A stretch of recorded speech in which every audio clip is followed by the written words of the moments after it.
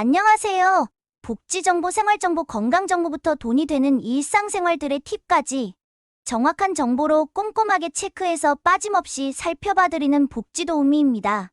보건복지부 노인실태조사에 따르면 국민 절반 이상인 52.7%는 노년이 시작되는 나이대를 70세로 봤는데요.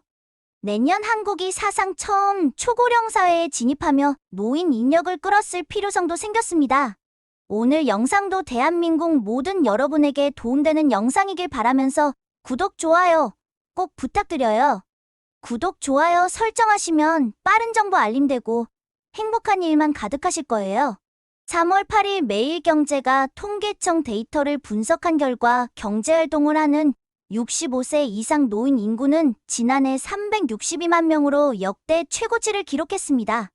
노인 경제활동 참여율도 38.3%로 역대 가장 높은 수준으로 올랐는데요. 대통령 직속 저출산 고령사회위원회가 연령제 개편을 추진하는 것은 서로 다른 노인 기준의 고용복지 부문에서 비효율이 커지고 있기 때문입니다. 현재 법정 정년은 60세지만 국민연금 수급 연령은 63세에서 65세이며 노인복지법상 노인연령은 65세로 각기 다르고 고령층을 바라보는 국민들 인식도 달라지고 있습니다. 보건복지부 노인실태조사에 따르면 국민 절반 이상인 52.7%는 노년이 시작되는 나이대를 70세로 봤는데요. 내년 한국이 사상 처음 초고령 사회에 진입하며 노인 인력을 끌어쓸 필요성도 생겼습니다.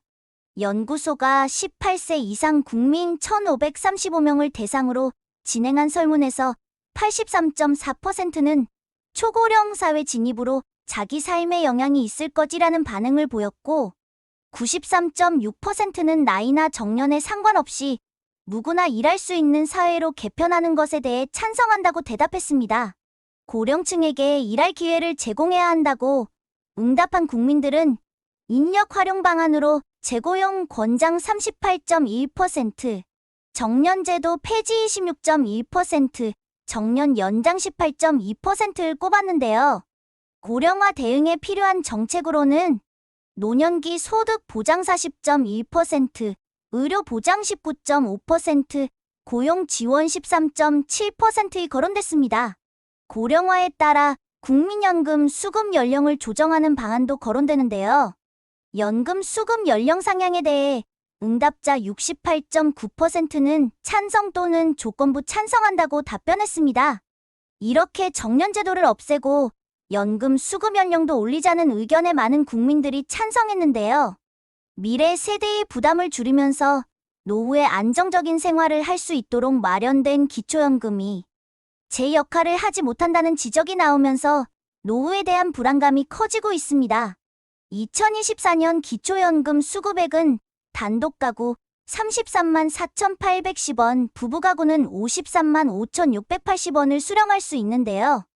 물가 상승률을 반영하여 지난해보다 3.6%가 오른 금액이긴 하지만 건강보험 지역가입자 보험료를 납부하면 생활이 불가한 금액이기도 합니다. 정부에서는 이보다 더 많은 기초연금을 지급하기 위해 2028년까지 월 40만 원을 지급하는 것을 목표로 하고 있는데요.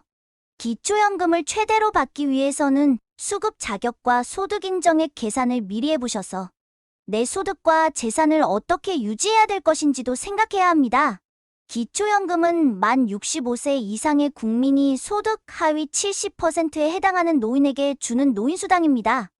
2024년 단독가구 월 소득 인정액 213만 원 이하, 부부가구 340만 8천 원 이하일 시 수령이 가능한데요.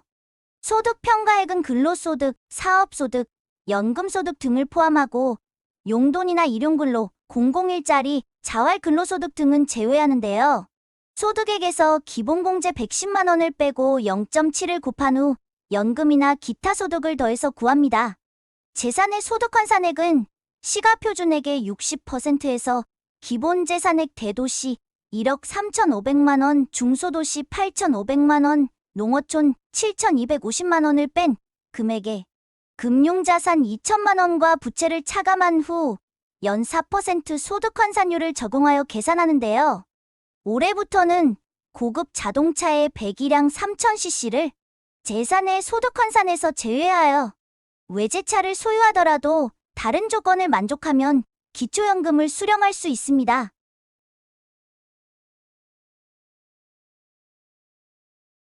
예를 들어 60대 부부 가구가 특례시에 시가 6억 원 공시가 4억 원 아파트를 거주하고 있고 정기예금 2억 원에 대한 이자 소득 58만 원이 있고 주식 5천만 원, 남편은 국민연금 50만 원을 수령하고 3000cc 자동차 가액 2,500만 원을 소유하고 있다면 기초연금을 수령할 수 있는지 계산해 보겠습니다.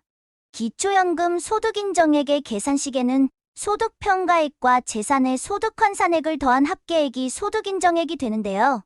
정기예금은 2억 원에 대한 이자 소득 58만 원은 기본공제 4만 원이 있고 남편의 국민연금 수령액 50만 원은 기본공제가 없기 때문에 54만 원과 50만 원을 합한 104만 원이 소득평가액이 됩니다. 재산 소득환산액은 일반재산과 금융재산의 합계가 되겠는데요.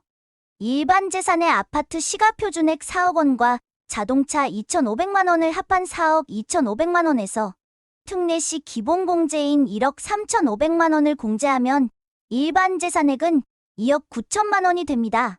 금융재산의 경우 정기예금 2억 원과 보유한 주식 5천만 원을 합한 2억 5천만 원에서 기본공제 2천만 원을 뺀 2억 3천만 원이 금융재산이 되는데요.